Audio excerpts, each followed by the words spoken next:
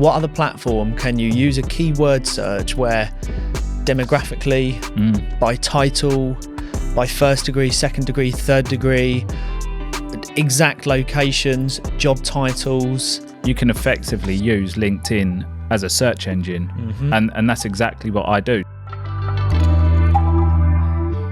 It states that 57% of people will decide just from looking at a profile if they're going to do business with you.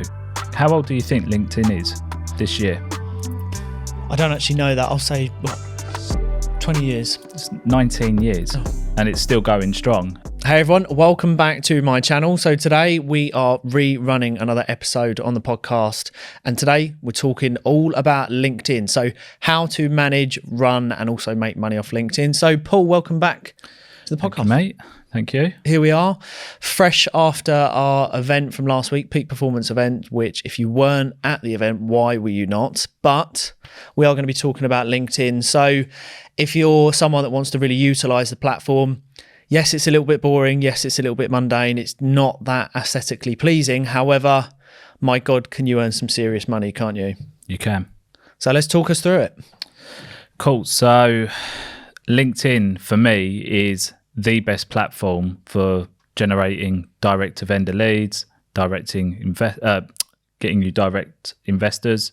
And just really, it's so much more positive than like the negativity that we've experienced on TikTok, Instagram, and return on investment. You can't compare.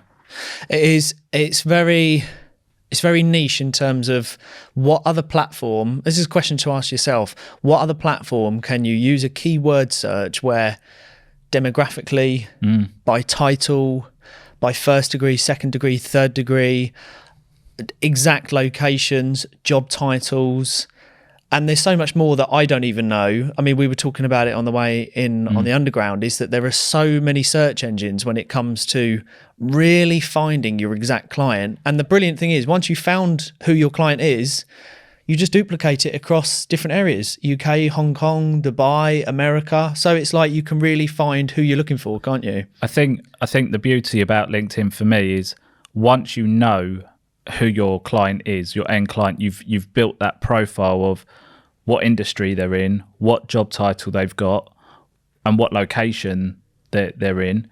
You can effectively use LinkedIn as a search engine, and that's exactly what I do. So if I have a specific requirement for some houses in Greater Manchester, we could put that down to say Bolton.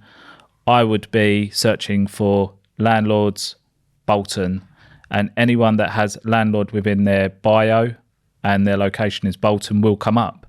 And there's not many other, or there may not be any other platforms that you'd have that sort of detailed and advanced search facility. You don't get any of that on Instagram. You don't even get that on Instagram's bio. If you go and look at someone and you try and work them out, whether they're a company owner, what they do, where they're from, you don't really get all of that. No. On LinkedIn, you get all of it. What company they own, what can you do there? Find out how much the company's earning. And again, polls, we've been using polls a lot recently. We spoke about that before. How much like energy and interaction and comments and impressions and also, like you said, like Paul just said, this is the key part, is knowing who your potential clients are. They actually reveal themselves on polls. Yeah. And you see who they are, don't you? I think with the polls, obviously, like I said to you, I've been doing them unwork related, but whatever's in the media. So whether that's through the election, the football, whatever it might be, I'm getting at least 10,000 impressions, which that's 10,000 people that you wouldn't get if you put a question out on Instagram, because Instagram is obviously only appealing to your following or followers. So the beauty about it is if you like my post, you comment on my post, that then opens my post up to your audience. So it's not second degree and third degree. Exactly. So when you're going down your feed and you see Aaron has commented on this, my post will appear there. And it could be a really, really good way of marketing to your audience, somebody else's audience that are completely out of my reach or out of my industry. So for me, it's the number one. And I learned a little fact last night, actually. I said to you that I was watching something. How old do you think LinkedIn is this year? I don't actually know that. I'll say, what, 20 years? It's 19 years. And it's still going strong. And you look at all of the other platforms that have sort of, they've been there and they fizzled out. What do we start with? Like FacePic and... there's Bebo, there's been MySpace, there's been... But it's still there and it's still a strong platform and people are still making a lot of money of it, from it. And obviously there's a reason for that. Yeah, you've got to remember it's a business platform. So if you want to get business done, it's a little bit gimmicky. Sometimes it's a bit Facebooky and stuff like that. But that's the whole point of it. I think if we break this down from the beginning, so if you're someone watching this podcast and you're thinking, right, I know I should use LinkedIn or I want to get started, but it's just not, it's not getting me excited. Well, the first thing to do is you've got to set up your profile correctly. You can have it looking great. What we'll do is in this video, I'll include Paul's and my LinkedIn. Click on it and have a look at our profiles and how we're set up and what we post about. And there's nothing wrong in kind of looking at an account that's doing well. And people are earning serious money, but it starts with your foundations, which is your profile, isn't it? And clearly stating to your audience what you do. Yeah. Again, just from this course that I'm doing, it states that 57% of people will decide just from looking at a profile if they're going to do business with you. And that's 57% of people that could decline to do it if effectively your shop window is not attractive. And for me, what I took from this course is the bio is the most important part of it, because whatever you have at the start of that bio is what's going to be picked up in the algorithm and keyword searches when they're matching you to other people. So when they're saying suggested connections. So the way to look at it is you have to identify the pain of your potential customer, and then you have to have buzz keywords at the start, which are the solutions. And that is what effectively is going to get you the leads that you want. Yeah. And the other thing is build on your connections. So don't, not connect with people. Don't just wait for people to connect with you.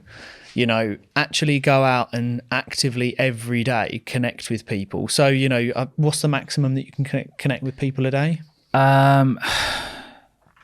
You know what? I think it tops at about 500 a week, something like that. I don't know what it is a day. So there is a max, that there is a limit, but it's really important that you use that limit.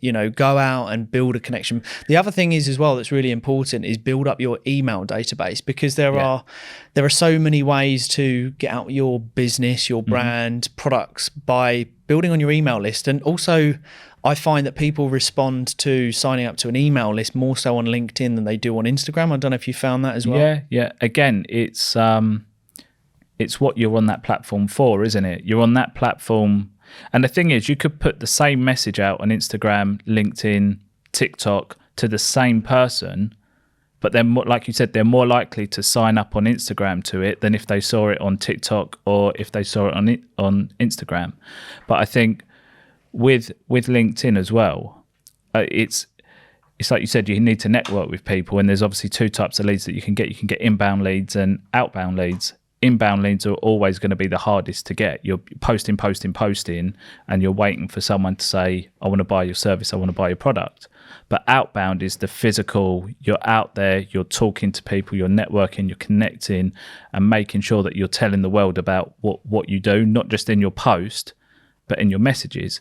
But as we both know, we've said it, our inboxes are flooded with people trying to sell us tax grants and SEO and stuff like that. Like, there's so much. So your message has to stick out. It has to be different. I know a lot of people are sending personalized videos now, personalized voice clips. Maybe that's the way to do it. Also, it's like good timing. So if you're ever going to post on LinkedIn, make sure that it's quick, snappy decisions, quick, snappy answers that people can respond to first thing in the morning. You've got to remember, you've got to think body clock. When people wake up in the morning, people used to read the newspaper. Now they open up social media, but people want nice, easy, quick information. So having a poll first thing in the morning, people can read it, be quite engaged by it, but then it's so easy just to click yes or no or maybe. So don't have a long text message, long text, big description in the morning. People don't want to read it. They're just waking up, they're having their coffee. So learn the body clock and timings of LinkedIn. You know, have something interesting and factual towards the end of the evening when someone's sitting there, they're chilled out and they're on their sofa or on the train. And the other thing you've got to ask yourself, this is as black and white as it can get. On Instagram, it's very unlikely, I've said it before, that you'll have really cash-rich business owners.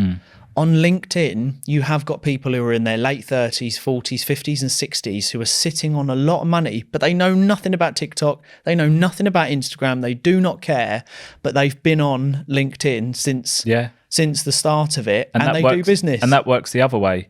How many people do we speak to that are massive on Instagram, but no money? But no money, but also they've got no idea about LinkedIn. Yeah, it works. Oh, it works. 100%. And we've spoken to some people with really big followings on Instagram and TikTok. Yeah. So I do think, for me, you can put the same message out across all three platforms. You just have to tweak it to that audience.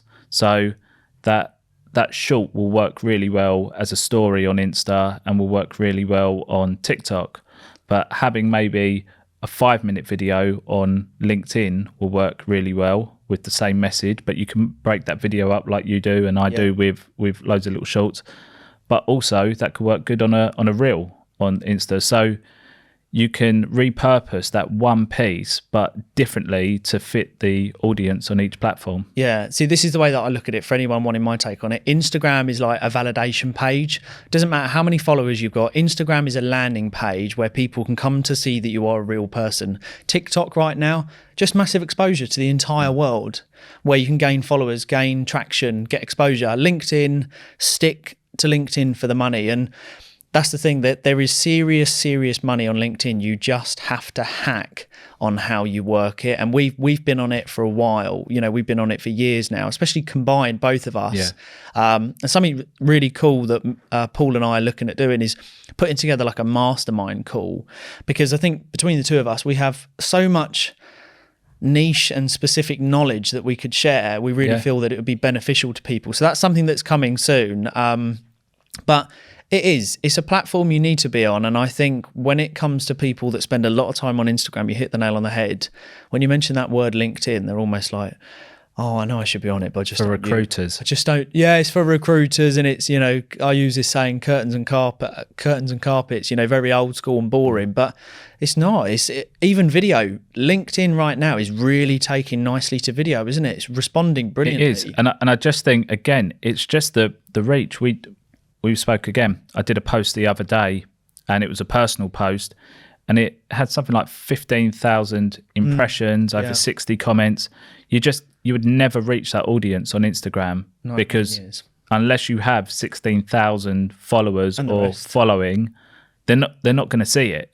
They're not going to see it. So we done a little bit of a test. You put out that post that had a lot of description. It was really it allowed people to really read and engage in that. I followed suit maybe a few hours later or a day later, and I think I was finished on about 11,000 impressions. You got a lot of impressions, so it does work. You've just got to be a bit tactful with it. So we are going to come to a close. We are going to be putting together something really cool soon. So watch this space. It will be on our socials. So look to get involved. Any final words? Just take what we've said, implement it, and as Aaron said, look out for the mastermind coming. There's going to be some big tips. Awesome. Thanks so much for watching. We'll see you all very soon.